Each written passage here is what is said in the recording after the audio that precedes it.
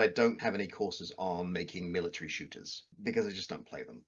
I'm- Partly because my reactions are a lot slower than when I was a teenager, and getting trolled by a 15-year-old is just not fun when you're 44. Like, I get it. I get it. You're better at this than me. Well done.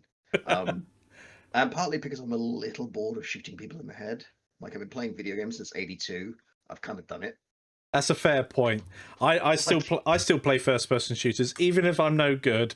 Just because I'm no good, it's hilarious watching me flail about, or I think it is anyway. This is the reason we don't play Payday anymore. Do you want to tell the story?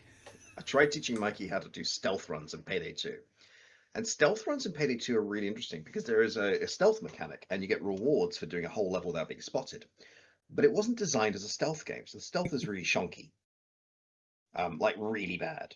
But I was trying to teach Mikey how to do it. It's like, I'm going to hit this jewelry store, wear your lightest clothes, only silence weapons. I'm going to talk you through what we're going to do. I'm going to make a fortune, get a level up, buy some perks, and we'll go from there. We'll stop doing the really good ones.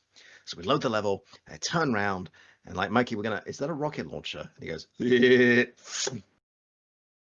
Alarms. Like, great.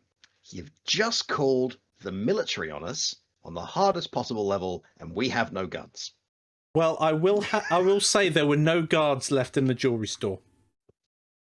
There wasn't a jewelry store. Oh, brilliant. It was good.